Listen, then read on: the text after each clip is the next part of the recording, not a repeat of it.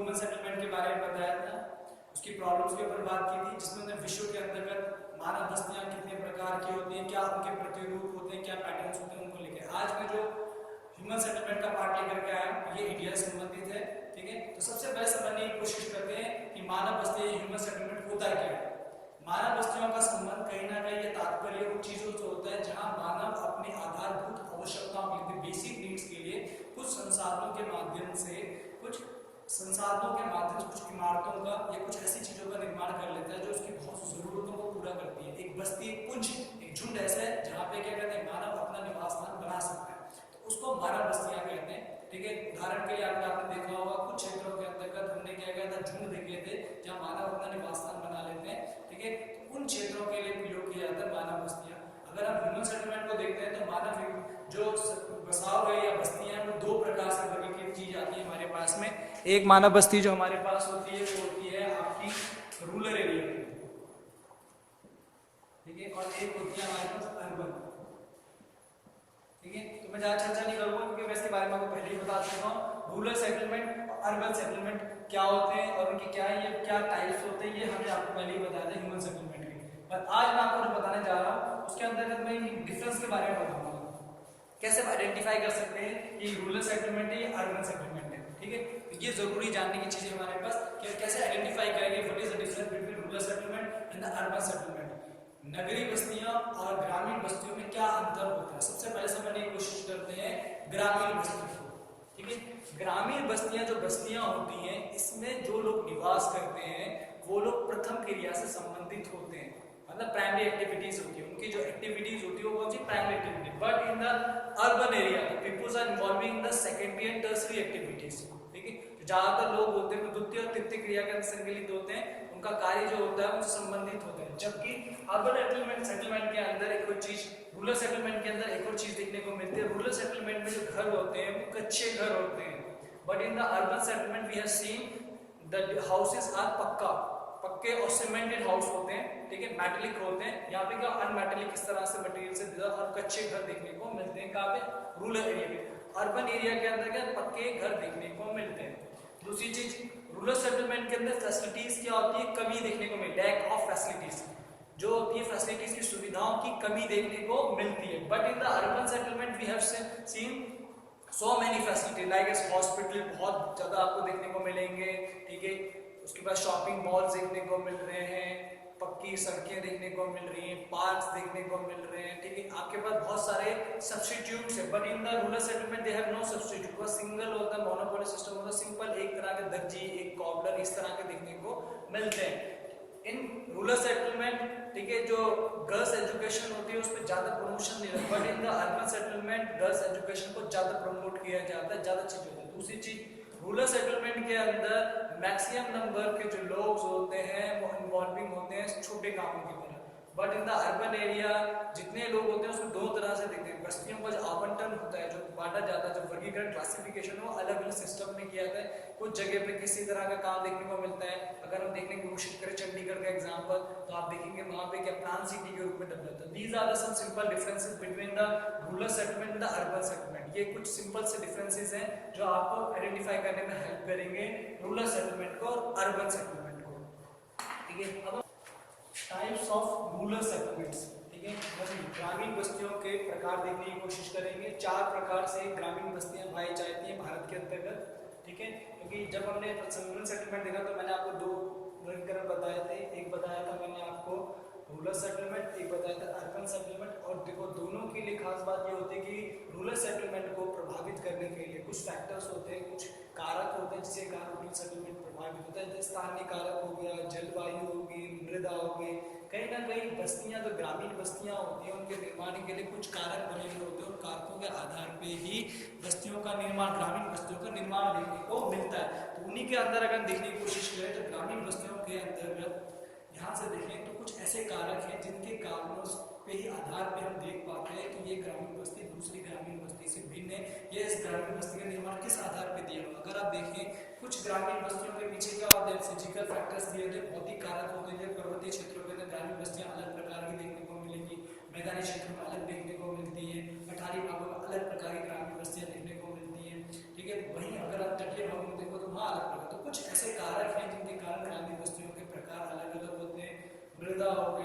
भौतिक कार्य हो गए, संसाधनों की वो हो गई, सुविधाएं हो गई, जातिगत व्यवस्थाएं हो गई, सामाजिक भेदभाव हो गए, अलग अलग कारणों से होते। तो उन्हीं के वर्गीकरण को रखते हुए, उन्हीं चीजों को ध्यान में रखते हुए हमने 4 डिवीजन कर रखे हैं बस्तियों के, ग्रामीण बस्तियों के 4 डिवीजन किए हुए, उनके आधार पर उनको देखने की कोशिश करते हैं। तो पहली हमारी क्लस्टर सेटलमेंट, गुच्छित बस्तियां।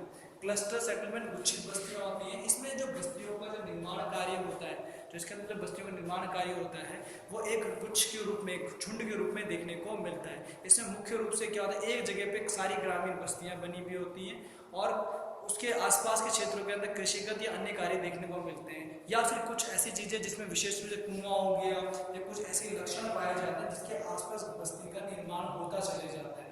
ठीक है, तो कुछ जैसे उदाहरण के तौर पर राजस्थान के क्षेत्रों के अंदर देखा होगा, जल का स्रोत मिल जाएगा तो उसके आसपास ग्रामीण बस्तियों का निर्माण होना शुरू हो जाता है। स्रोत के साइड में बस्ती का निर्माण बनता चला है, सरोवर हो गया, कुआं हो गया, उसके आसपास बस्ती का निर्माण कार्य। नागालैंड एग्जाम्पल देखने को मिलेगा आपको, वहाँ पे क्या है, भूमि में बाकी क्षेत्रों के अंदर निवास स्थान बनाते कुछ। तो इस प्रकार से क्या होता है, कुछ क्लस्टर बस्तियां होती है, उनका सेटलमेंट देखने को मिलता है। विशेष रूप से ऐसी बस्तियां क्या होती है, संकीर्ण टाइप की होती है, संकीर्ण टाइप में कंजेस्टेड टाइप की होती है, और विशेष रूप से कुछ ऐसे लक्षण पाए जाते हैं जो दूसरे से भिन्न होकर के कार्य करते हैं। ठीक है, इन बस्तियों के अंतर्गत क्या होता है कि उपजाऊ भूमि भी रहती है, जलोढ़ मिट्टी का मैदानी क्षेत्र देखने को मिलेगा, क्योंकि मैंने बताया कृषिगत, तो क्या हो, एक जगह पे बस्ती का निर्माण हो गया, साइड बाय साइड कृषिगत क्षेत्र देखने को मिलता है। तो उपजाऊ भूमि के ऊपर सेटलमेंट नहीं होगा, वो लोग क्या करेंगे, एक जगह पे रख दिया, अब बाकी अपने अन्य स्थानों पे कृषि कार्य कर रहे हैं। उत्तर प्रदेश के भागों के अंतर्गत देखा हो, हरियाणा हो गया, पंजाब में क्या होता है, पूरा बस्ती का जो निर्माण होता है, ग्रामीण बस्ती एक जगह पे, और उसके साइड में उनके खेत होते हैं जहाँ पे वो गोडाउन बनाया रहता है, और जहाँ से वो अपने टूल्स, ये जो एग्रीकल्चर टूल्स होते हैं वो रखते हैं, और बाकी घर के आसपास के क्षेत्रों के अंतर्गत निवास स्थान बना के रहते हैं। जब भी उन्हें कृषि का सामान चाहिए होता है वो वहाँ से लेकर जाते हैं, और कृषि में यूज करने के बाद टूल्स वहीं रख देते हैं, अनाज अनाज जो भी पैदा होता है वहीं स्टोर करते हैं। ठीक है, तो वो उन क्षेत्रों के अंदर भी रहते हैं, जलोढ़ जहाँ पे मिट्टी या उपजाऊ मिट्टी उन जगह पे भी क्लस्टर सेटलमेंट देखने को। मैंने आपको भी बताया था कि एक कारक ये भी है कि मृदा भी एक मुख्य महत्वपूर्ण कारक के अंतर्गत आता है, क्योंकि मृदा जहाँ पे पाई जा रही होगी, ठीक है, उपजाऊ भूमि जहाँ पे पाई जा रही होगी, वहाँ सेटलमेंट आराम से इजीली हो पाता है, सरलता से उस जगह पे सेटलमेंट बसाव की प्रक्रिया देखने को। मतलब एग्रीकल्चर एलुवियल लैंड एरिया में भी, जैसे आप पंजाब के आसपास देख रहे हैं, हरियाणा हो गया, उत्तर प्रदेश हो गया, तो उन क्षेत्रों में क्या होता है, निवास स्थान एक जगह पर, खेती योग्य भूमि अलग जगह पे रखी जाती है। तो वहाँ पे भी हमें क्लस्टर यानी गुच्छित बस्तियों का प्रकार देखने को मिल जाता है। उसके अलावा एक और चीज देखें, ये सुविधागत रूप से भी परिरक्षित होती है, मुख्य रूप से सेफ्टी पर्पज से भी इंपॉर्टेंट है, क्योंकि देखिए अगर क्या होगा, कभी भी भारी आक्रमण होगा तो गुच्छित बस्तियों के ऊपर एक झुंड में होता है तो इजीली वो अंदर तक नहीं पहुंच पाता है, भारी रह जाता है। तो ये गुच्छित रूप में सुरक्षित भी होती है, बहुत बेहतर तरीके से देखने को मिलती है। तो ये कुछ कैरेक्टरिस्टिक्स हैं। सेमी क्लस्टर अर्ध गुच्छित बस्तियां, तो सेमी क्लस्टर हमारे पास अर्ध गुच्छित बस्तियां दी रहती हैं।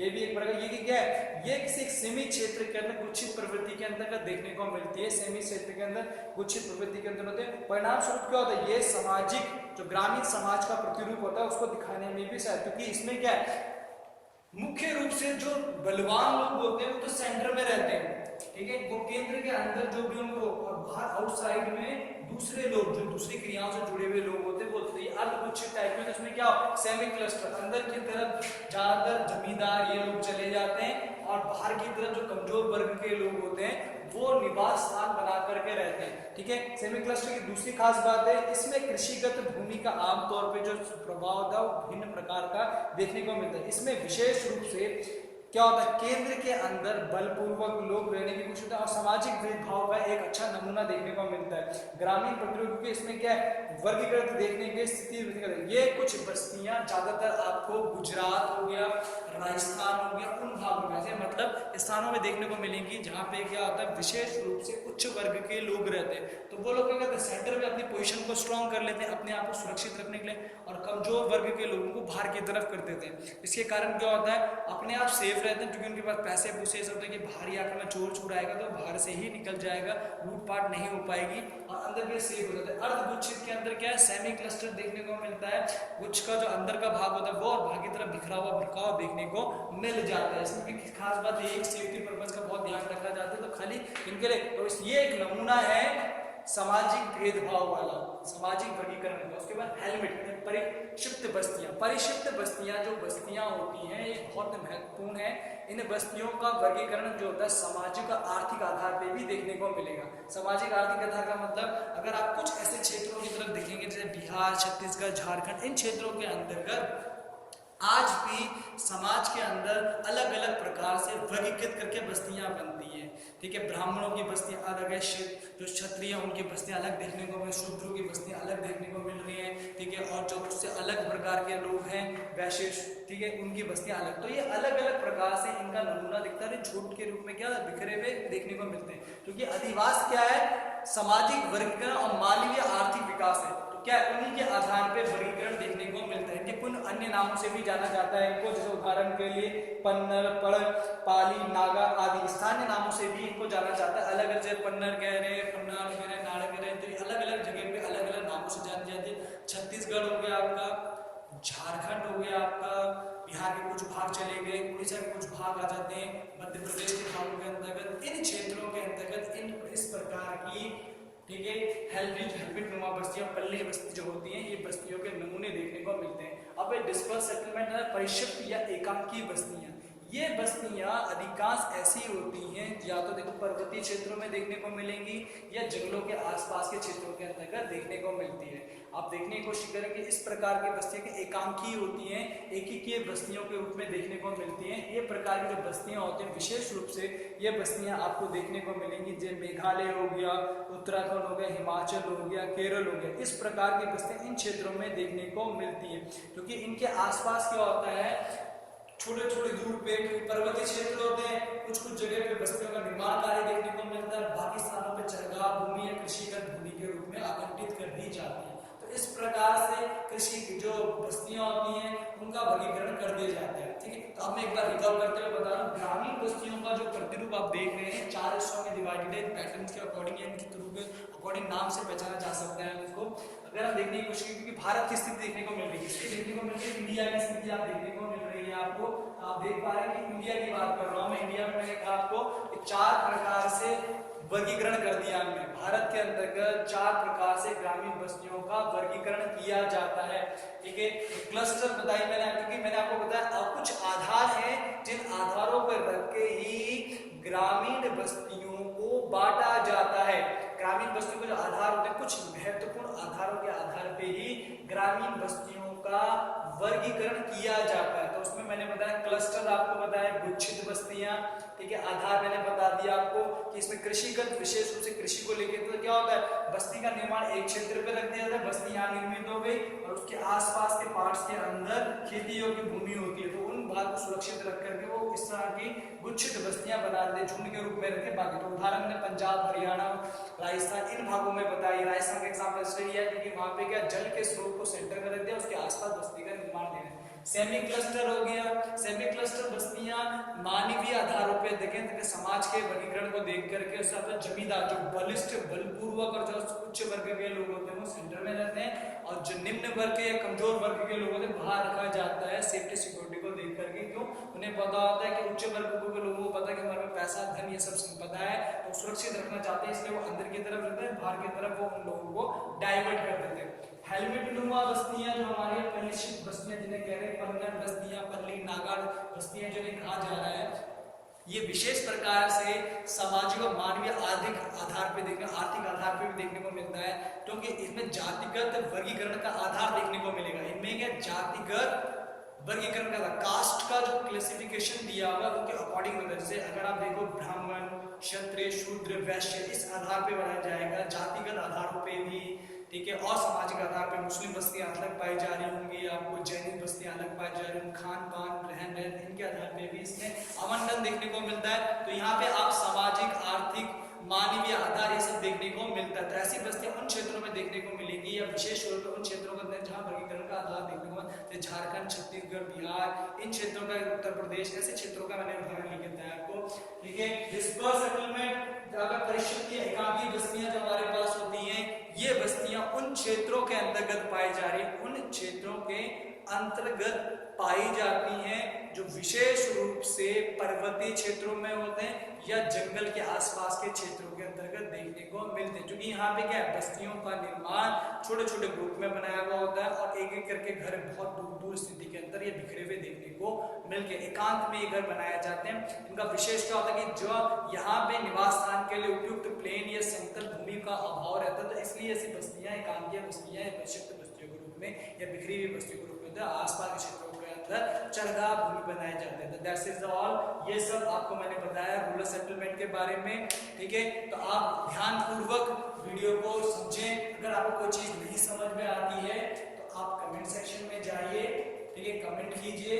आप सबके पास मेरा पर्सनल व्हाट्सएप नंबर है, आप उसमें व्हाट्सएप करके मुझसे पूछ सकते हैं। इफ एनीवन रिक्वायरी तो you should ask to me, ठीक है। मेरे वीडियो को लाइक कीजिए, कमेंट कीजिए, साथ ही अपकमिंग वीडियोस आपके पास आ रहे हैं, उनके प्रीवियस लगे रहते हैं, आप उनको भी देखें। Thank you.